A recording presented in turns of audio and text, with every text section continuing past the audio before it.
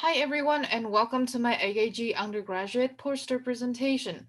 Today I will present my art thesis, which I have independently conducted and found funding for that in the last 2 years.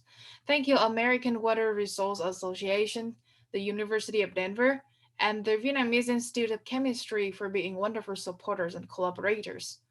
As you can see, my poster has many text boxes, so I will break it down into smaller slides for you to easily understand my presentation. First of all, just a little bit introduction. I come from Hanoi, the capital of Vietnam, and I have observed clearly the effects of urbanization, industrialization, and also agriculture activities on contaminating a lot of city rivers with heavy metals and other organic waste.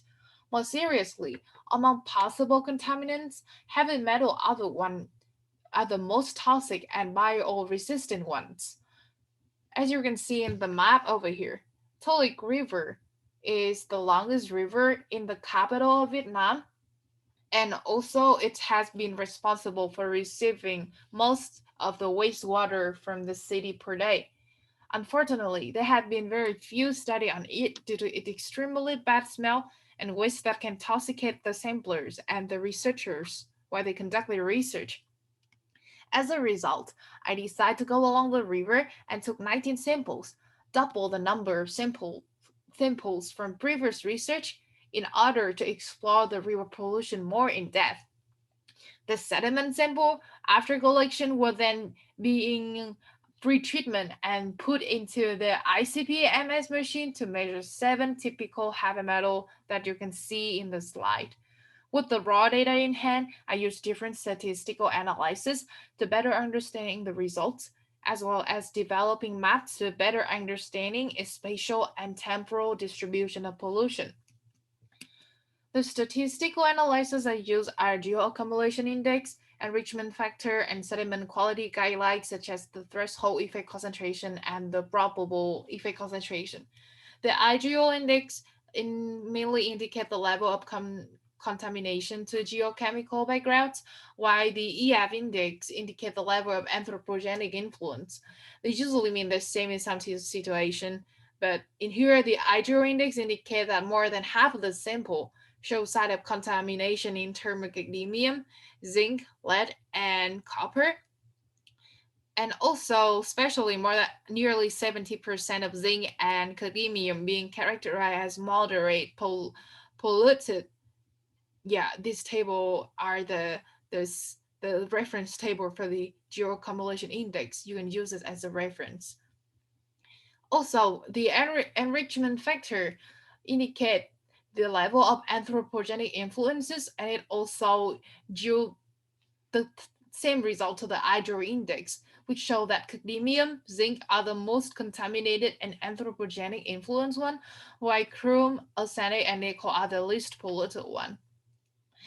The standard international and Vietnamese sediment quality guidelines also show that most of the locations are not free of toxicity in terms of all heavy metal. This is one of the most significant results in my study.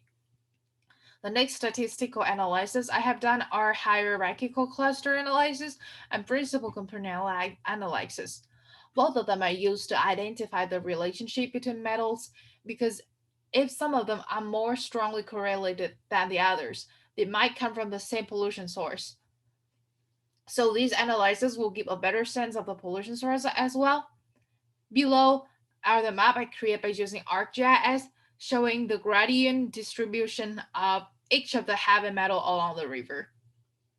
The PCA and their HCA show somewhat similar results here, that their HCA have grouped the heavy metal into three clusters. You can see this is cluster one, this is cluster two, and this is cluster three, and both of the statistical analyses show that copper kind of behave very differently from the others.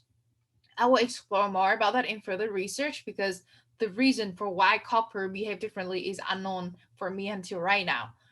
If we look closely at the heavy metal spatial distribution, we can see that location C1, C9, C14, and C19 have a high pollution level for most heavy metal, especially for C9 here. And they are also near location with high pollution source of density. This information is helpful for city planners as well as nearby citizens. When we compare the results for other study in the past 20 years, we have noticed that the December 2005, the high over here, gives much higher value when we compare to the others. And when we compare our study, which is the green bar, to the one in the left, which is the latest study in March 2011, there's no significant difference in terms of cadmium, zinc, lead, chromium, and nickel concentrations. However, sample become more contaminated in terms of copper, a little bit high in here, and less contaminated in terms of arsenic.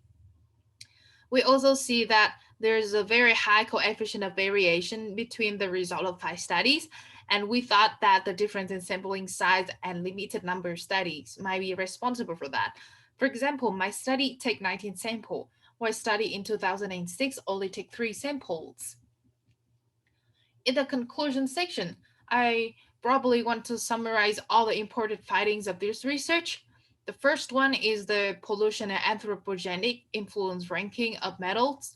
The second one is the location, which has a high number of nearby manufacturing factories and also high pollution level. The third one is the finding that most of the locations are not free of toxicity in terms of all heavy metals, and on average, the river sediment has been toxicated during the last 20 years. We also think that there's a significant difference between results from the 5 studies, and this may be because of the difference in sampling size.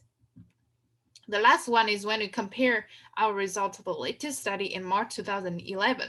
We see there's no significant difference in terms of most metal, but we do see the sample become more contaminated in terms of copper and less contaminated in terms of arsenic. At the end, here's the reference that I use for my research. And again, thank you so much for your listening. And I cannot wait to see your comments and also to chat with you more about this topic in the conference.